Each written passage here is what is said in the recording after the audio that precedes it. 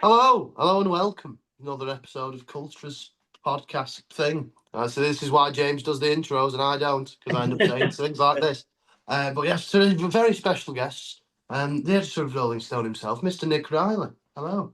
How you doing, man? Hello. They do the little round of applause that we always do that Yeah. falls on no ears. Like the primary school clap in your primary school. Yeah. Pupil of the week shit. Yeah. You're looking very resplendent, That's Nick. If you don't mind me asking. That was a lovely Spurs track top you've got on. Yeah, definitely an original and not a repro of a guy who set up a website 18 months ago and has to shut his website every time he runs out of stock. I mean, it's definitely the former and not the latter. What year is it supposed to be? I believe it's 91. I mean, Oh, surprised the fact that that's the last time we won the FA Cup. And right. this is retro. So, yeah, it's supposed to be like a good old 30 odd years when it was like the likes of Lineker, Oh, Gaza, Justin Edinburgh, that ilk. This is the kind of thing that they're wearing. So, yeah, right. We were massive. just talking off camera about Leighton Orient. Justin Edinburgh forgot he played for Spurs, and then Yeah, obviously. yeah. Like there's the synchronicity between the two. I was just saying to you, Fion, that yeah, Orient is my local club. I Oh wow. live like 15 minutes up the road from there. So I kind of go and watch them. I'd say almost on kind of par with Spurs in terms of the amount I've been going these days. And I think we're truly through the looking glass where I've been going to Orient as respite from Spurs. Like I never thought like, but genuinely, like it's amazing to watch like this side that's just been gunning for promotion. I mean, you saw how they were against City in the cup, like absolutely unreal. And just like, Yeah. I mean, like it's a cliche to say community club and stuff, but they really, really are. And yeah, it's great going down there.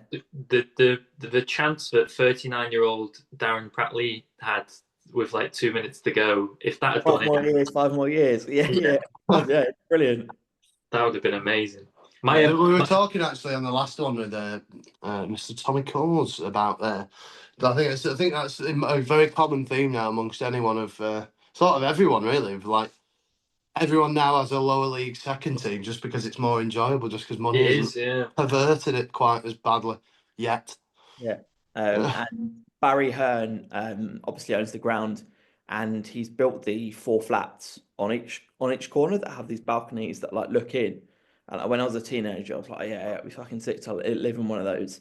And then when I left like uni about a decade ago, and me and my missus were like, looking for a place to rent in London, she turned around, she was like, yeah, there's one that's come up, and it's like within our budget. So for like 6 months, we had this flat that like literally like looked in to the ground. I mean, it was a fucking shit season for Orient. This is when they were like under the ownership of the mad Italian guy Bashesi, who basically drove them into the ground. But we had this landlady, and it was the final game of the season where if Orient lost, as they did, they would have gone down to League Two. And she was like, if I let you know in advance that I want to come and watch it, would that be all right? I'm like, yeah, that's fine. Just let us know in advance. And I was on like an early shift, and my wife had been on a night shift, and there was a knock at the door. My wife was just like just chilling, and the old woman was there. She was like, "Hiya, I'm here to watch the game." Completely uninvited, and was like, "Okay, well, like this." And she was well in her 80s at this point. And she was like, "All right, okay. Well, I can't really say no to you." So she comes in. She's like, "Okay, I'm just gonna ring my son," thinking, "Okay, just let him know that she's there safely and whatever." She rings up the son and goes, "Hello, my darling. What do you want? Gonna go down the shop in a sec. Sandwiches, beer, wine." So basically, by the time I get back, just before kickoff, there's this old lady in my flat. Her husband's there, the son is there, the mate is there, and all these strangers are just coming in and on the balcony. And it was a bizarre setup. It was one that was like, "Is this happening?" And then at the end, I was kind of said to, I was just like, so we won't be seeing you for the rest of the 6 month lease. She's like, "No, don't worry about me, darling. You won't be seeing me." I was like, "All right, thank fuck for that," because um, yeah, it was a bizarre setup, but it was fun for 6 months. Amazing. Does My it does my Go sorry, on, there Jim. you go. Go on, Jim. My wife nearly had to relocate to London, and she's looking at flats, and it was the same time that the ones by where the new Plough Lane is now. And Yeah. one of the incentives to get people to live there was that they could offer you a discounted season ticket. And I was like, let's do it. Let's do it. She's like, Right. but it's like 20 miles away from where I'm working. I don't care. We've got season tickets to watch football.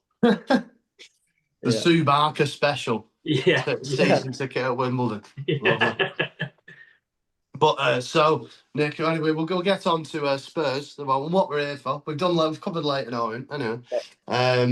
But yeah, so we ran through. We're gonna run through a couple of just Barclay because this is we're the premier football not nostalgia podcast, I believe. I'm saying we are anyway. But yeah, so your five-a-side team of Spurs Barclaysmen of all time we can accept cases that aren't necessarily Barclays if a good enough case is put forward. We can do Carlingsman as well. Oh yeah. All right, okay. I'm gonna go Neil Sullivan in goal. Oh yeah. Nice. Go back to that. What year did Barclays finish? Was it 20? I say I think it was actually the year before, but I think Leicester winning the league is a nice cap off. Yeah. Okay, all right, great. Okay. I'm gonna go Dembele. I think I think he was like the goat's goat in a sense. Like I think just the one where like every kind of Spurs player would just be like, okay, yeah, like he's just the greatest trainer, and he was hampered by injury, but I just think in his prime he was unplayable. Like you say though, like it's out of you see loads of like ex-player football podcasts now, and it's like loads of them mention Dembele, don't they? Yeah, up a lot. I'm gonna go Modric. I mean, the man that thanked Harry Redknapp shortly after he won the Ballon d'Or, which I think speaks volumes to Harry's underrated genius. Bale again, all thanks to Redknapp, the fact that he moved him up the pitch. Who knows if we would have been the world beat that he was, and then Son. I mean, I know that there's no Kane in there, and this is a bit torn because I was going to go Kane technically in. Actually, I'm going to go back. I'm going to get rid of Sullivan as goalkeeper. Oh, I had a good. But just before you do get rid of him, I remember I think it was on. It was on. So I remember watching some kids' TV show. It was when he was at Doncaster, and I can't remember what it was, but they had like these kids had like they printed out sheets and tried to get songs going at Doncaster Rovers for some reason, and and I remember them like coming up with some really terrible song about Neil Sullivan. Funny. Wow. Yeah, I mean, he was the first keeper for the first game I ever went to. But I am going to go with my original, and I was going to be kind of a little bit technical on this. I'm going to put Kane in goal because I think technically in a five-a-side scenario, you can play rush goalie, but everyone remembers that game against Asteras Tripolis in the Europa League when Maurice got sent off and Pochettino put Kane in goal for a little bit. And Kane started as a goalie, believe it or not, back in his Spurs Academy days. And he's always said, oh, it kind of helped my game because I kind of had like a goalie's eye and kind of helped his perspective. So I'm going to say Kane out and Kane can be, Sullivan out, Kane in, and Kane can be rush goalie. Lovely. And do you think he'll end up like, because he always says he wants to be an NFL kicker. Do you think that'll happen? I think that could happen. I think it could, but then, and I know like they have like a longer career. Like you look at Tom Brady, and I think he was playing like well into his 40s, which I mean can't be too good for his head, right? But I think, yeah, I can see a thing where one he would kind of want to do that, but then equally, I think deep down, as much as he says that he doesn't care about Shearer's record, I think he does, and I think he wants to go back, and I think he wants to kind of do something there. So I think if it was a case of being a kicker or getting the all-time record, I think he's going to go to the Prem. How far off it is it? For the For Premier League, yeah. I can't remember the numbers off the top of my head, but I know it's not far. Like 80 goals, yeah. It's not too. That's like 3 seasons, isn't it? For Kane. Do you think he would come back to Spurs, or do you think? I'd like him to, and I think if it's a kind of thing of after he's done everything he wants to at Bayern, I think it would be the only logical thing for him to do. I think in terms of partisanship and not pissing fans off, I think the only option where Spurs fans, obviously, would be gutted wherever he went, would be like, okay, fine, like there's nothing there, would be United, and that's not going to happen. So I think coming back to us really would be the only option. Like I think otherwise he risks like goes without saying. Poisoning, yeah. Pissing the legacy up the wall. So I don't think that matters. As I'm wearing it, I would be remiss to not mention Roman Pavlyuchenko. Oh, I think yes. he's my favourite.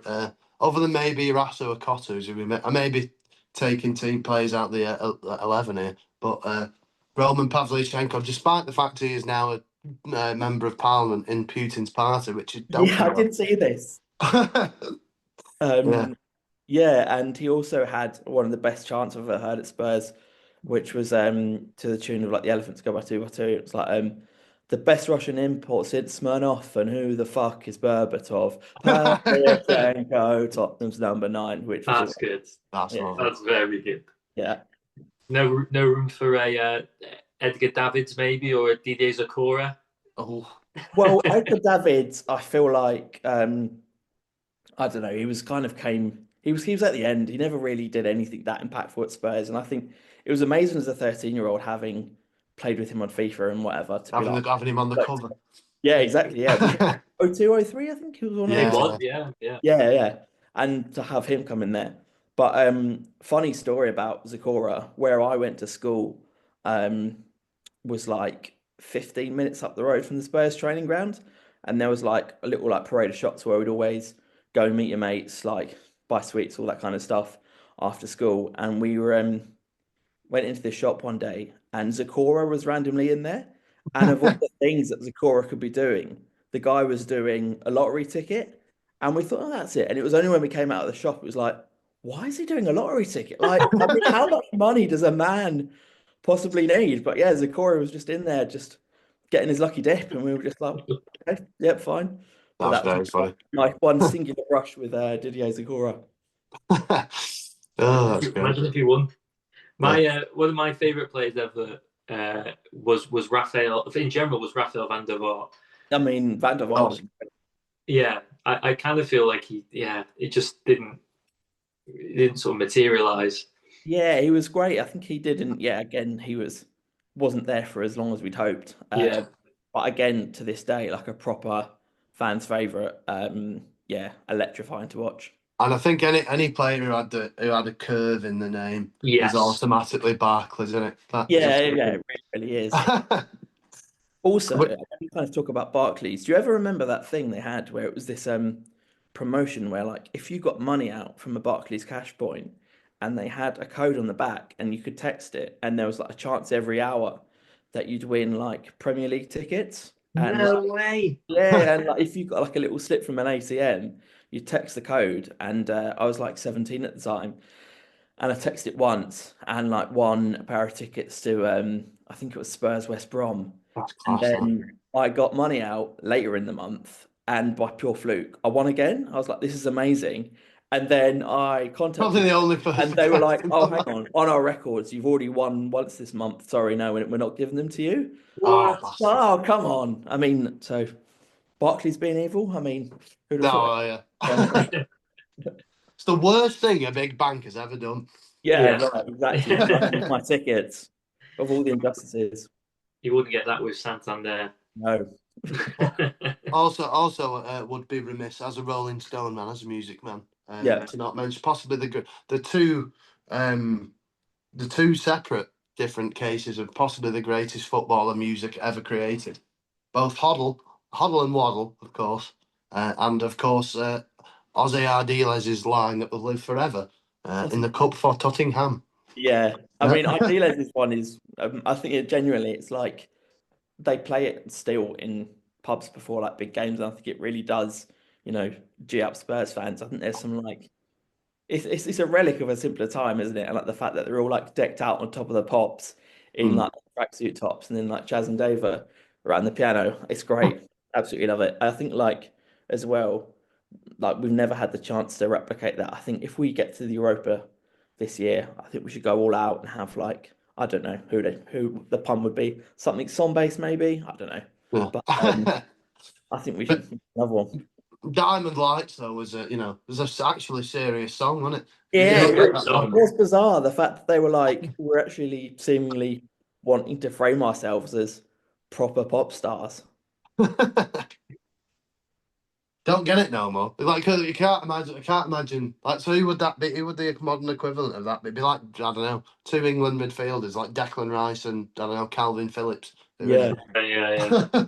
Well, one of the closest ones is I interviewed a rapper coming up 2 years ago now called Way 45, who Mm. is the alter ego of AC's Raphael Leao, and he Oh, just really? yeah, and he just like makes rap on the side, and it was a bizarre thing where like trying to like get the schedules to work, and in the end he was in the back of his car on like a FaceTime call on the way back from training, and one of the things I said to him I was like, "Have you played your music to your teammates?"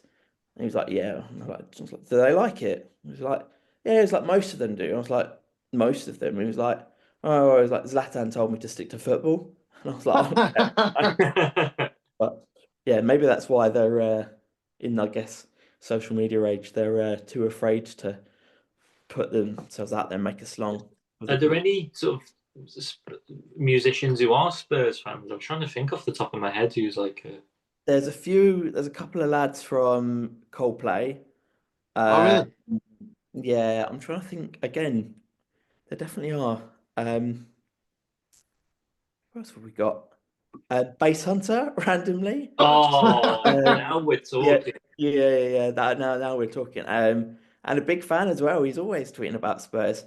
And I can't remember who it was. It was either when Pochettino left, or it was when like one player or a manager left us. It was like so and so. He just wrote so and so. Now you're gone, which is the most perfect Base Hunter kind of possible. I was just like, yeah, that's what you want, isn't it? Oh, Maybe for the Europa League you could change it to Now Your Song. Right, yeah. there we go. All he ever wanted was Postecoglou to win something in his second season. Yeah, and he will. Come on, Europa, Yeah, Europa. yeah, It's yeah. close. Do you think he'll stay? Because I think Ange's. He may disagree with me in it, but I think Ange's possibly the most Barclays of modern managers. Yeah, I know it's not been the best of seasons. I think I really like Ange as a person, but I don't know if like do you see him staying out? Because I thought it once you didn't get through to the Carabao final, I thought that'd be it. But yeah, you're absolutely right. I think he has nailed that Barclays vibe, that sense of Yeah. like. I mean, I don't want to call him an Aussie Big Sam because I think like that's the too easy comparison, but it's certainly in the way he kind of carries himself, you can see the parallels, and like I think he mm, is a bit of a throwback in that sense. I have been like a skeptic this season. I think at times that, and obviously it's quite obvious. I think he's been too stubborn. mm, I think the fact that everyone's seen it defensively. We've left ourselves way too open, and at like times he can't see that, or he just doesn't want to change it. mm, Also, and no one knows what goes on in the training ground, but the unspoken question of have we been so badly hit by injuries because the yeah. fact of the training, and again, no one knows what's happening there. And I think as much as we beat United yesterday, I don't think we were that brilliant. I think it was a really, really fun performance. Um, and look, I always want a manager to do well, and I really hope that we can turn a tide now. And the fact that Vicario's back, the fact that the crisis is maybe slightly easing, I would love us to go and kind of just now that obviously it goes without saying, the only thing we can focus on, I mean, well, aside from not getting relegated, is the Europa. I'd just like us to go hell for leather and have a proper crack at it. I'd absolutely love to win it. I think it'd be amazing.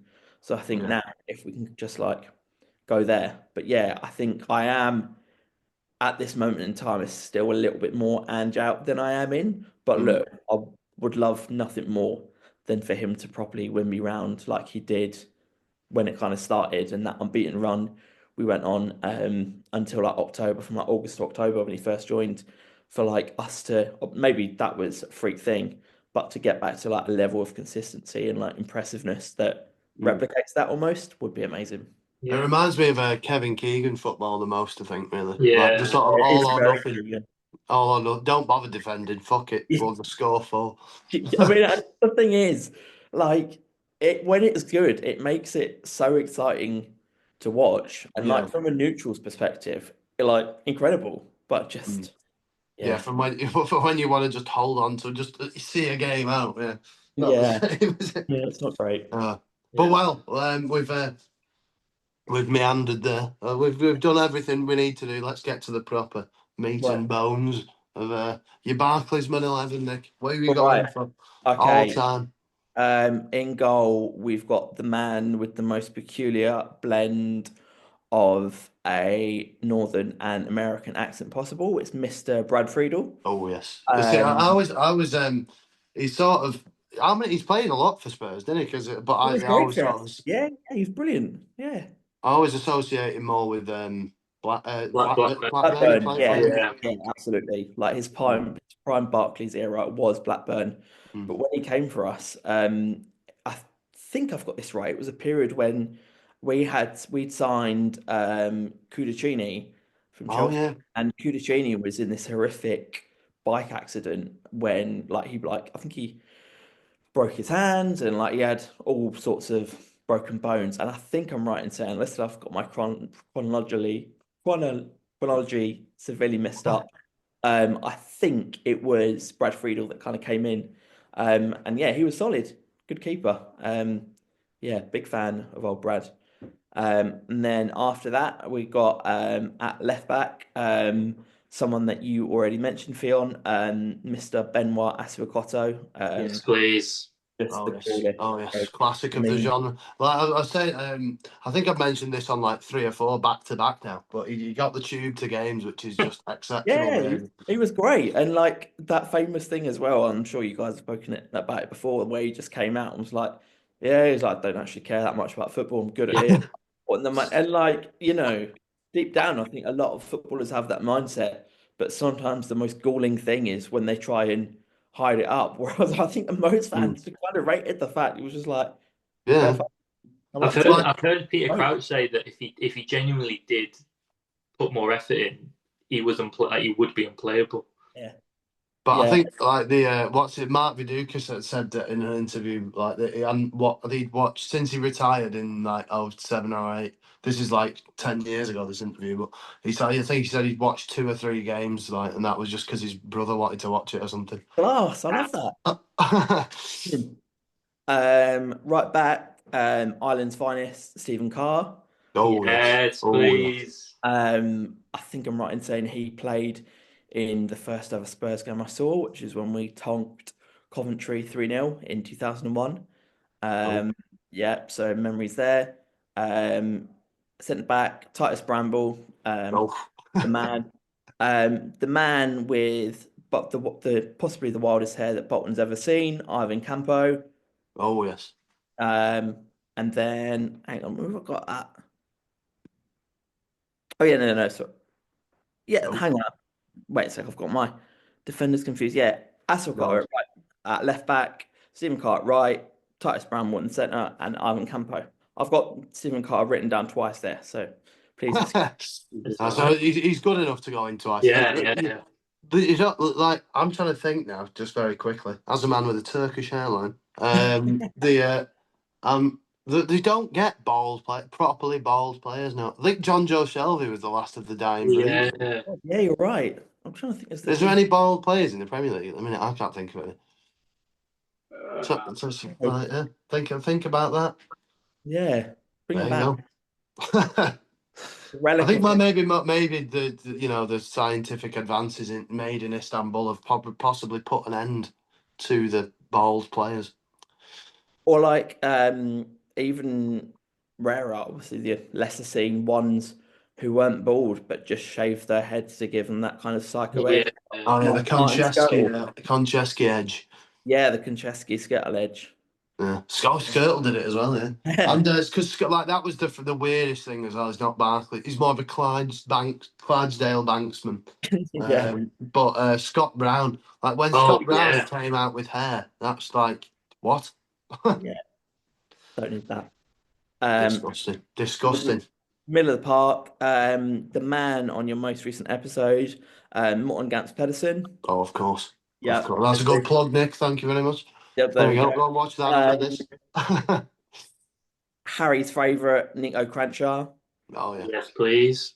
The Turkish king himself, Mr. Two Guy. Oh yes, that's two. Is Um, it two? This might be a. This we're gonna have to keep a good run of this now because on Tommy's last week we had he crowned two guy as well. He's So someone who in the poll didn't do as well as we thought. he's a no, But proper cult since a hero. lot of people have mentioned him. Yeah, I think so. I think he's a real cult hero. Yes. but I think it was a good test of. I think the lower down the pole you came because Yakuba and Cranshaw obviously yeah. But I mean if someone's they're not bonding moments are they because they're sort of too vanilla to go oh you know what you're on about. If you say two guy you're more like yeah you know what you're on about. And on the wing, someone who when I was watching this player, one of the most exciting Spurs players I've ever watched. Ones that it kind of felt that he was going to be snapped up by a far bigger club than us in the noughties. Obviously never happened, but still an absolute sick guy. Aaron Lennon. Yeah. Oh yeah, Just I mean, it was one of those ones where you would hear chairs clattering in the old White Hart Lane when everyone got off their seats just to see yeah. him run, and everyone knows exciting. That's a great noise at the football, isn't it? It's When Yeah, brilliant. clattering. Yeah. as Um, well in school as well. I think it was on some one of them fucking PGL things that you go on. yeah. But somebody shaved someone else's eyebrows while they were asleep and called it Oh Operation yes. Aaron Lennon. Oh, Uh, Operation Aaron Lennon. Bang. that's a proper Lennon move. Also, as a 5'7" man myself, I really like it when there's players that kind of fill you with confidence that short kings can be capable of greatness. And yeah, Aaron Lennon was one of them as well. Of course, Uh, is it like it was? He played for loads of we ended up at Everton and yeah, Burnley. Burnley. Was he Mm. at Burnley? Yeah, he ended up at Burnley at one Burnley, point. yeah. Also, I mean, it's one of them, I feel like one of the most kind of pathetic thrills you get as a fan. But like when you see an old fan favorite and they're still banging the drum for your club on social media, like Aaron Right. Lennon is as COYS as it gets, I Yeah. think. And he's I think that's always so lovely. Also, I think he was responsible for one of the most inspired bits of merchandise I've ever seen on Tottenham High Road when there's a bloke flogging t-shirts saying Lennon give pace a chance, which was Oh. too good. That's fucking good. That to be It's fair. really, really fucking good. I mean, I don't know how well they sold, but They yeah, should. that's as good as it got. Up front, a man that you've mentioned already, Fion, we've discussed, Oh, again, sorry. Roman Pavlyuchenko. Oh, what a boy.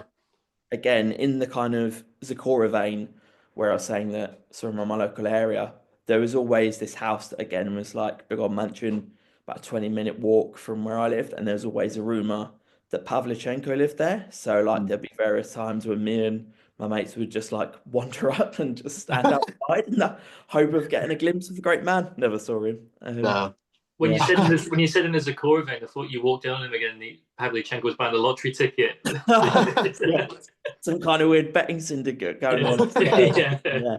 Which, to be fair, I mean, given that Pavlyuchenko played under Harry Redknapp, you probably wouldn't put it past them. But, Yeah. No. There's another one with the arch lettering as well. yeah. That's Yeah. quintessential. And then my other player up front, again, you guys have covered, the man behind the greatest failed transfer in Barclays history, and now nightly king of TikTok, Mr. Peter Odemwingie. But yeah, just the fact of for anyone who's uninitiated, Peter Odemwingie now spends his nights playing guitar on TikTok Live. There is an element of sort of trying to convert you to evangelical Christianity, but if Well, you there's the evangelical Christianity bit, Fion. And then also, if you scroll further down his algorithm, there's also the slight hint of vaccines have microchips in them. But ah, yeah, that's but what when you that tune in of an evening and he's singing Exodus or Bob Dylan, he's done Blowing in the Wind. It's amazing. Yeah. He's very open as well. I mean, he did a live the other week, and it was like there was like this really good short BBC 15-minute documentary you might have seen that came out a few weeks back where they covered it. And basically, poor old Peter was thrown under the bus by Harry Redknapp because Harry Mm. was like, yeah, I think like just waiting the NCP, and Odin Wingy got the wrong end of the stick, and kind of something got lost in translation, and he thought that he was being told to show up at the ground, and it wasn't this kind of like ego-driven footballer move like that. It was Mm. made out to be. I felt quite sorry for him. Yeah, it does seem like he got a bit. I remember watching that. Like, it does seem like he got screwed over a bit, but Yeah, like, the like you said about this, I'm willing to let Adam Wingy have his vaccine conspiracies because yeah. Yeah. just you, as long as it's not full Letitia, the Jews run the world stuff. Oh yeah, right. You're you're all right. You're all right with a bit of maybe there's a microchip in. I'm happy to let Yeah, that he's slide. quite harmless. Was it Well, Ricky Lamb? Was it Ricky especially Lambert? as sorry, Sorry. especially Yeah, as if you lived in Stoke for 5 years, that's the least of your worries, I mean, What were you saying, James? Sorry, I before was I going got to say, that. was it Ricky Lambert who said about ice in water as well? Yeah, yeah, I think there's something they're putting something in the water in the St Mary's You, area that seems to be affecting ex Saints you, pros. you either retire with your footballing dignity intact or live long enough to see yourself become a conspiracy theorist to Right. stay relevant. Big Davey Wheat has started to do it now as well. He was on about what was he on about the other day? Can't remember, but it wasn't good. And yeah, and It's amazing. there was a hint of Farageism in there. Oh, Christ.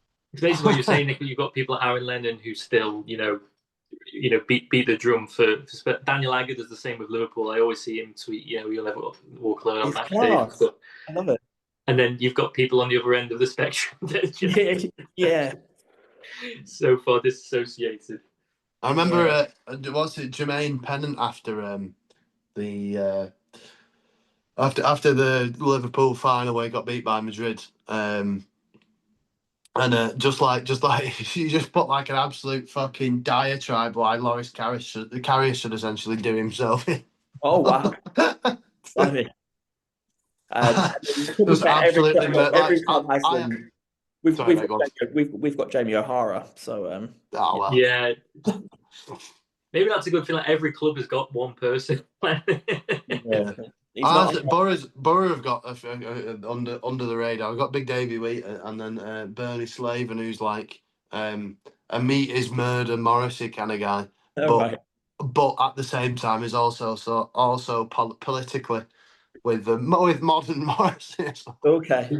Did you watch the reality show, Nick, that Jamie O'Hara was on, where he had to tell a woman that he was an ex-footballer? Like they knew who he was.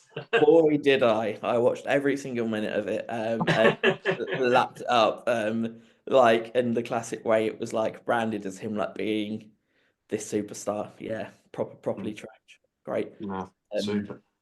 yeah, good old Ryan Babel. I think Ryan Babel was probably the only one who I think like could justify the kind of things and the glittering way that they were speaking about. I was like, okay, yeah, Ryan Babel's fine. Yeah. The other dude, I don't even remember his name. No. No, I can't remember the other person either. But Well, there's no chance of getting the women to remember him then.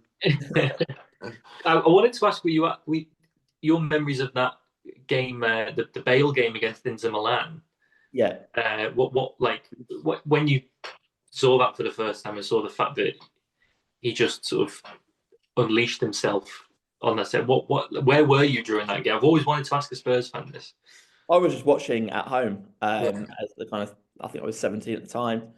And again, like I think it was just one of those signs where like I remember to kind of like turn to my mates and be like, I think this might be the greatest Spurs player we're ever gonna see. And I think it's up there between him and Kane. I mean, Bale personally, for pure emotional reasons like that, and the fact that like you have these players where you connect them with like these moments when you're properly understanding football, going by yourself, going with your mates as a teenager, and Bale kind of came of age during that period for me. And it was moments like that Milan game and the fact he's just this wizard have kind of cemented his place in my heart as like my favourite Spurs player of all time. Yeah, just an absolute icon. Do you think if he doesn't go to Madrid and that 15-16 season, if he's still there, do you think maybe you win the league? Sliding doors, isn't it? Yeah. I'd like to think so. That season was, yeah, it was a bizarre one. The fact that we ended up third, but like at the same time, it was still so special. And I think the fact that after going through some serious dross, the fact that we had this team that was capable, that still remains that season and the following season, to be fair, where we kind of had our maximum, the most points we've ever got was like Yeah. most exciting time to be a Spurs fan, I think, and the most connected I've ever felt as a Spurs fan. And I think that's why like the malaise that's kind of sunk in post Pochettino hit so hard because I think everyone was so tied in and under him. And then like everything that kind of went was just so depressing. I think other than Messi winning the World Cup as well, for me, I think the last sort of great football memory that like of non sort of neutral ways, it was the getting through the Spurs in the Spurs semi final against Ajax as well. Yeah.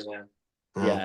That was the last. I think that was the last one for me, but it wasn't a neutral team. It was like I remember being in a pub in Alta watching that, and the guy it was in a pub without TVs, and so I was watching it on my phone, and then I then I remember shouting very loudly, and a bloke who also had it on his phone, who was 30 seconds behind, went, "What's just happened?" And I just seen him. Lloris is about to take the goal kick. Oh Well, my God. sorry Yeah. about that, right?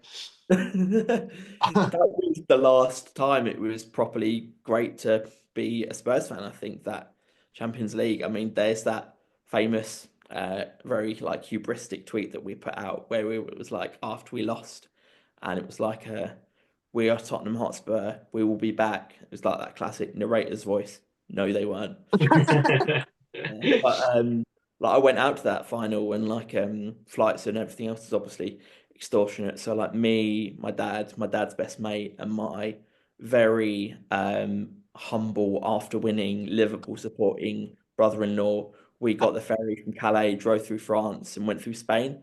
And like I think it's that classic thing of football that like even though the result was as it was, and I think for anyone watching that game, probably one of the most dead rubber, boring Champions League final Yeah. in living memory. The fact that we like went on this amazing road trip and just had this really stupid 4 or 5 days, like Yeah, us that's what it's look about, back isn't on that with absolutely. And like I look back on that with nothing but fond memories, and I just kind of conveniently blank out those 90 Blanket, yeah, it's the football. The football is always the worst bit of the Gets day. in the way. minutes. It's funny you mentioned that because like the game was quite. I mean, I was over the moon that we won, but it was quite drab. But it was a shame because both those semi-finals, ours against Barcelona and yeah, yours of against course, Ajax, were like it was like, well, then this is going to be this could end 4-4 and go to extra time. It's just both clubs are both petrified of losing. That's why. Yeah. But before we go, Nick, I was going to ask you to give us your number one of all time, Barclaysmen. If you have to pick one, My number one Barclaysman. yeah, your favourite of all of them. All right, okay. I'm gonna go. I mean, yeah, I'm gonna Aaron Lennon for me. Aaron Yeah. Lennon. That's a good pick. Gotta be Lennon. Gotta be Lennon. As I said, I thought he was going to be a world beater. Still one of the most exciting Spurs players I've ever watched. Gotta be Lennon. I think it's like you said, obviously as a 5'7" man. I think I think you start to like I do have it with slightly overweight big lads up top. I have any sort of man who looks a bit like a Johan Elmander, a bit too. Right, okay. You look a bit too fat to be playing. You're mine, eh? We need more classic players like that. I mean, yeah, modern game, modern regimes have robbed us of those characters. Yeah. Like Mido being 3 stone overweight and still running through his defences. It was class. When Tottenham had that period that like of him and Hossam Ghali, Oh, and Hossam Ghali was hated by the Spurs fans because he stormed off. He took off his shirt and threw it on the pitch when he kind of went off in a huff. So he was basically dead to Spurs fans. And then Redknapp came in, and Redknapp was unaware of the history, and we were playing Wigan in the FA Cup, and Ghali was warming up on the sidelines. Redknapp, unaware of this history, about to bring him on, and the Spurs fans started booing, and Redknapp was like, "Why are they booing you?" And explained, and Redknapp thought, "Yeah, I'm not going to deal with that," and made him go back and sit down on the bench. whoops. So, One thing I wanted to ask you very quickly before this is going to sound really nerdy. I do apologise. Go no, on. it makes a change, James, from the usual. There's has been a lot of talk, I'd say, for maybe the past 10 years of when a team moves to another ground. There's a lot of time before that can be made homely, and a lot of stadiums now are kind of cut and paste. Everton is coming up a lot now. Everton's is a rip off of Spurs, is it really? It looks like. Yeah, Yeah, it actually looks. I saw the photos tonight from their that test event that they've got. Their under 18s are playing Wigan, I think. It actually looks a bit like the old ground. yeah. Yeah. I was gonna. It's just because obviously, and West Ham are coming under a lot of fire as well because they've moved into that from the Olympics. That it's just there's nothing there. But with Spurs, I mean, I've only been twice. Once for the NFL and then once with Theon for the Football Awards. But you do get a sense that even though the stadium's been open for such a short time, there is like a real, like it feels. What's the word I'm looking for? It kind of it doesn't feel like there's any like what's the word I'm looking for? Like there's no disconnect. And when you watch it on TV, it all feels very like it's very similar. Was that the case for you? Yeah, it was. And I felt that from the first time I walked into the ground, which was when they were having their test events in the way that Everton have them now. And it was Spurs legends versus AC Milan legends. So a few good Barclaysmen scoring And goals. Serie A's one. We had Berbatov scoring, Veron was there, and that was amazing. And yeah, from that kind of point, I felt like, okay, this feels like the old White Hart Lane on steroids, which was amazing. Yeah, And then I think the first great moment that we had where it really felt like home for Spurs fans was we spoke about that amazing Champions League run when we got to the final, when we played City in the quarters, and it felt like the first time that like there was an atmosphere that felt like the old lane. And it does divide a lot of Spurs fans, and there's a lot of Spurs fans who clamour for the old White Hart Lane. The old White Hart Lane, brilliant though it was falling apart. And like the old South Stand where I used to kind of sit, the toilets in there was the kind of place that like if someone came and said that that was ground zero for COVID, you'd be like, okay, yeah, that totally makes sense. Like it was a proper like scuzzy old stadium that needed updating. And I think a lot of people are jaded, but the fact that quite simply the football hasn't been up to Been as scratch, good, yeah. and then they'll blame it on the stadium. I genuinely think, as far as like modern stadiums go, we've probably got the best rebuild that's happened in years. I couldn't fault the stadium. I just think it's some of the football we've been playing. Like, yeah, yeah, I think it's amazing the fact that like the acoustics are still so good, and the fact that it can still sound like an absolute cauldron when it needs to. The fact that we're so close to the pit. Yeah, I just think that we just did it right. And West Ham, as you said, ultimately it's not a football stadium. They've got like no, this athletic stadium. They got it on a freebie. Well, a taxpayer funded. yeah, Yeah. I think that's why. And again, like the Emirates, and again, this isn't Spurs bias, but I Right. think look at it, even though it's coming going to be 20 years next year, I think it's aged like milk, and it just kind of Yeah. it already feels quite old-fashioned, whereas they just kind of went hell for leather in making Spurs a modern stadium. And yeah, I think that's paid off. Yeah. It's a very nice ground. yeah. Very nice Very nice. ground. Yeah, definitely. Well, Nick, thank you very much, mate. This has been Thanks for Yeah. having us, guys. My Where, pleasure. where can people Absolutely. find you on the old interwebs?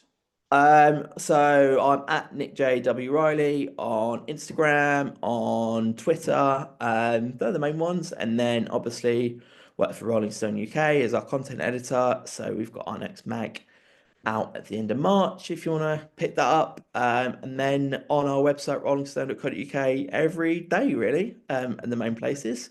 And then, yeah, as I said, my Twitter is basically me just ranting with increasing passion and anger about Spurs. Is the main. It's what everyone needs it. Everyone needs to see that. Right. And I love that you call it. Love that you've not bowed to the Musk Nazism of calling Fuck it X. no. Twitter all day long, man. Always, always. Yeah, Oh, too mate. right. Well, thank you very much, Nick, mate. Thanks so much, guys. James, Cheers. do you want to do our exit stuff? Yeah, that we do? as always, you can follow us at Cultures Pod on all platforms, at Cultures Pod on YouTube. And if you enjoyed this and thought, oh, I wish there was more, head over to our Patreon. For the lowly sum of £1, you can get all our extra content. And a week Please give earlier us as a well. pound. So yeah, it's £1. That's that. If you put that in your trolley. Yeah, exactly. So yeah, Bye. Cheers, Nick, again, mate. Hey guys, thanks so much. Cheers, Bye. Nick. Bye.